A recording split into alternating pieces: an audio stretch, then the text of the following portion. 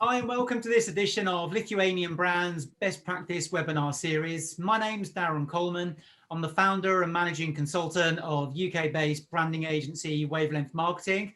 I'm also the honorary counsel for Lithuania in Birmingham, UK. Today, I'm delighted to welcome Gediminas. Gediminas is the head of marketing for Auga. Labadiana, Gediminas. Hi, Darren. Hello, Labadiana. Yeah, so I'm delighted to have you here with us today to talk about Auga. So first off, I'd like to start with some context for the brand. So maybe if you can talk about your target customers, the markets that you're in, and some of the products that sit underneath the Auga brand.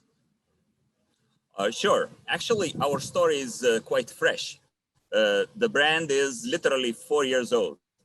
And 4 years ago, we had an idea, we had a concept, and we had a major change in the company, the major turnaround, if you can put it that way.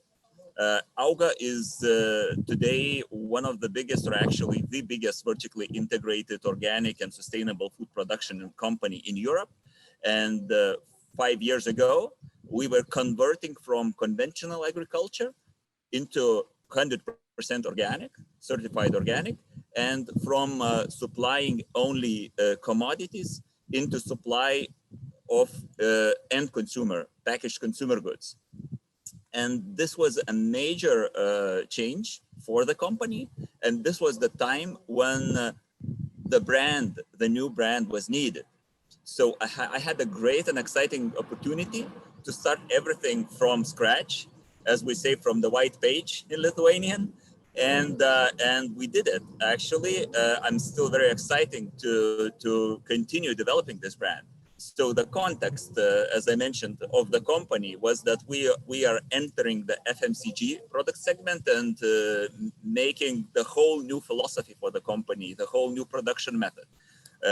The context of consumers at that time, and I think it has changed a little bit, but exactly at that time when we were making market surveys and looking into our markets, we realized that there was quite as we called it, eco theater kind of environment. And there was a lot of misunderstanding, a lot of misconception of what really is organic, what is really sustainable. And back in the days, the word sustainable was not as popular as it is today. But from the very beginning, we realized that what we are going to do is going to be more than organic. So we intended to build a brand with purpose, a meaningful brand, which would stand not only for organic product as such, but also for the whole sustainable production method of food, from field to shelf to final selling point for the consumer. So this is the context for the brand. So can you talk me through who's your ideal target customer? Who buys the Auga brand, sorry. Right. Ideal customer 4 years ago, and still today, I'm 100% sure that it is from all the data that we have, is a young mother. 70% of our consumers are female, partially because women in general are more interested in food, and they sometimes make buying decisions, or quite often make buying decisions. And another interesting fact that we realized that mainly they are buying not only for themselves, but for the family. And especially when families have their firstborn child, they get even more into that healthy food, looking into what is good for the family. So this is one major driver for the consumers for purchasing organic food. Another major driver, which is becoming increasingly important, and during the last 4 or 5 years, it dramatically shifted towards that part of the driver, is the sustainability, or concern about the environment, concern about the planet. So it's not only what it does for me personally, to me, but also what my choice of product means for the environment. So the second biggest big consumer group is basically, as we call them, the conscious consumer. The consumer who is concerned not only about personal well-being, but also about the well-being of the planet. Great. So it sounds like you've got a good data-driven understanding of your target markets. Can you tell me a bit about which markets you sell into? Is it domestically in Lithuania or across Europe or beyond? About 70% of all the production that we sell goes abroad. So only 30% is left in Lithuania. Nevertheless, this is our home market and a very important market, and also a playground, a testing market for all of our products and ideas. So we always say that we are from Lithuania.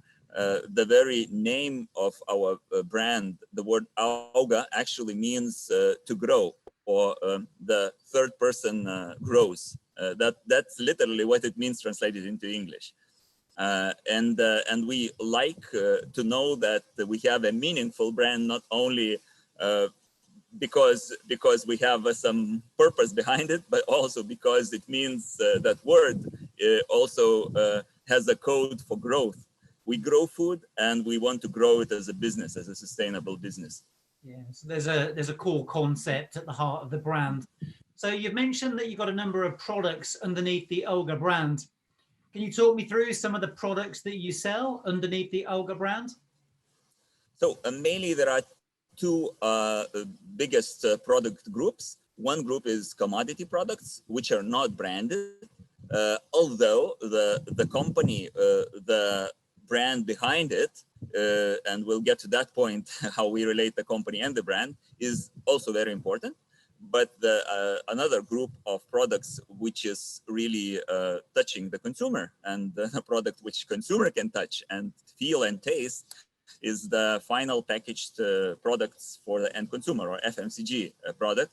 And here we have quite a lot of categories. We are into many food categories because we are the growers, the producers of food. So everything what we grow as an organic commodity, we can transform into final consumer product by using our own production capacity, or by contracting the production capacity of our partners. So that means we have milk, we have grain products, we have a wide range of various packaged soups, which is mainly made from our ingredients, but not only from our grown ingredients, because it's expanding and consumers demand new tastes. So that is also one of the major export products for the company and for the brand. I mean, the organic Auga soups. Then we have poultry, or eggs, to be more precise at the moment, and everything else what we can produce from the products that we grow. So our concept of the brand and of the product portfolio that we can offer is first of all centered on what we are producing ourselves, so that we have full traceability and full transparency of how every product is grown and how it goes across the whole value chain. So you made a good distinction there between products and brands, and started talking directly about your brand architecture. So I'd like to dive into a bit more detail on your brands now, the Auga brands. Maybe can you talk me through the values, the positioning? You've also talked about the meaning of the brand. Can we go a bit deeper into that? Sure. We had this big strategic decision to make when we were we were creating the brand. The question was, should we also change the name of the company? Should we go under this umbrella branding, or should we go under this house of brands, a branded house versus house of brands, or to have something in between, meaning that we could have like Auga endorsed product lines or something like that. And we made that strategic decision that we will make no distinction between the company and the brand, and we changed the name of the company into Auga Group. This was, of course, discussed a lot at all levels of management, and every marketeer, every marketing person knows what it means if you really brand your one brand. You have one brand for the product and for the company and for all of your product lines. Let's take it an example. We have vegan product lines, but we also have milk and we have eggs. So does it make us somehow hypocrites? We think no, because in our case, the main value of the brand is sustainability. And from the very beginning, our first brand positioning or top of brand pyramid was organic food, affordable organic food grown in the most sustainable way. Then it evolved into what we have today. And our vision, which was, let's say, updated today, now sounds as organic food, sustainable food with no cost to nature. Organic food with no cost to nature. So that word sustainability, we transformed a little bit, but it's still in the essence of our brand.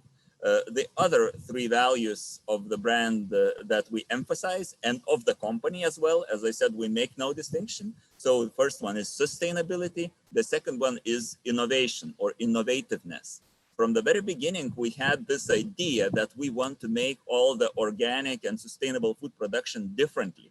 There are some inherent barriers in this, and a lot of people associate that organic must be something sort of handmade, back to the roots, almost manual labor, and everything being produced just by small farmers in small quantities. And it's all very nice and great, but in that way, we would never make this food affordable. So our idea, which we are successfully developing until today and have a vision for the future, is to use all the advanced technologies and create and develop these technologies ourselves as a company if there are no such technologies currently on the market. And this way to ensure that this food is not only grown sustainably, but also affordable and available for the consumers. And the third value, which we, first of all, were focused on as a value from the very beginning that we focused was reliability. Meaning that, as I mentioned, the context was that people in general, especially in this part of the world, were not very buying into the whole concept that organic is really organic. A lot of people had this suspicion.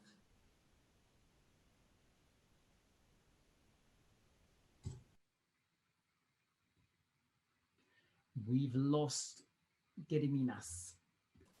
It was very, very important. And later on, when we updated our vision and when we had already went a long way with the brand, we realized that this reliability was already proven and we do not have to prove it anymore. So we updated that third value into positive impact. As I said, we had this concept that we are a brand with a purpose, a brand that wants to make an impact. And therefore, we simply stated it, that this is one of our brand values. So I sort of started looking at the brand pyramid, not from the bottom up, but from the top down, talking about brand essence and then these values of the brand.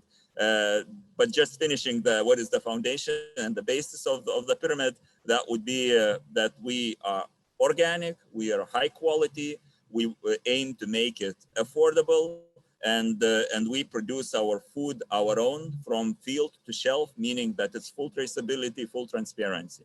So these are also the physical attributes that consumer must know. We want consumer to know about our brands. I lost you just for a few seconds there, but I get the idea. So it sounds like you put a lot of thought and effort into your brand and your brand architecture. It was interesting how you mentioned no cost to nature.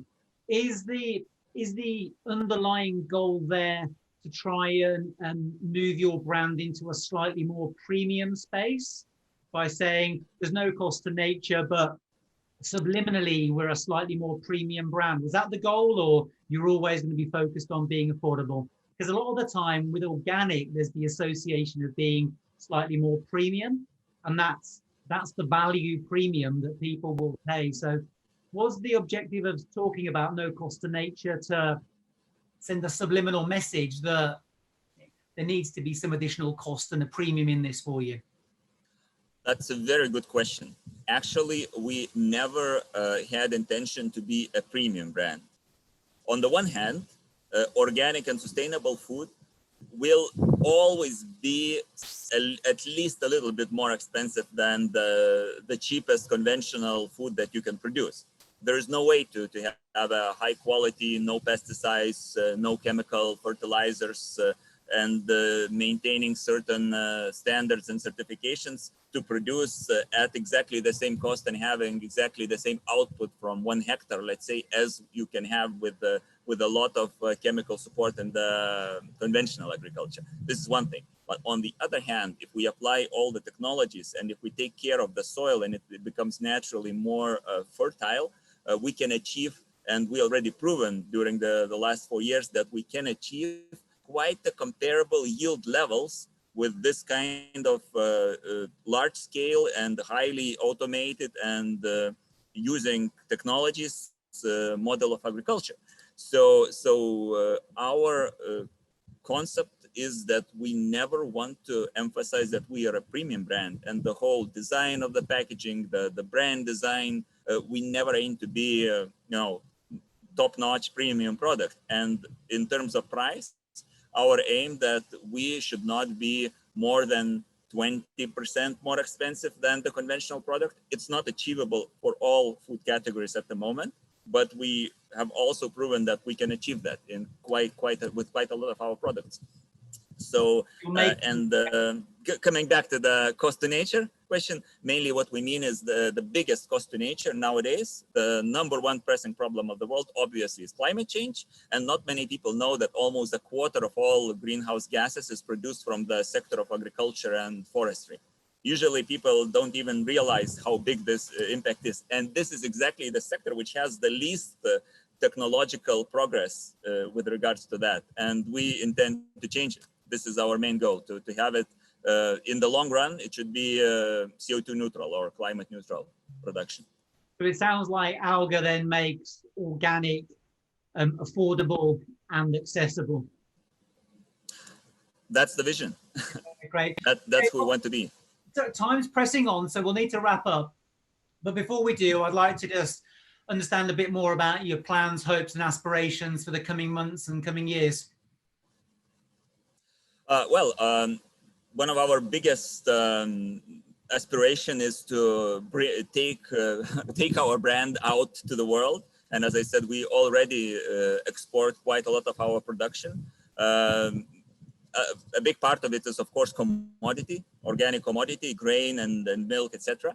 But on the other hand, our end consumer, the packaged consumer product segment, is having the highest growth potential and is proving to be the fastest growing segment in our business at the moment. And also, it's a highly exportable product, because we can take it to geographical markets which are not always accessible. And also we have a lot of ideas of how to make it even more sustainable, so that we address the transportation issue. So this is our main goal currently. And the main regions where we export today is the United States of America, Japan, Middle East, even Australia, and of course the Western European part of the world. Great. Well, good luck. It sounds like interesting and exciting times lie ahead.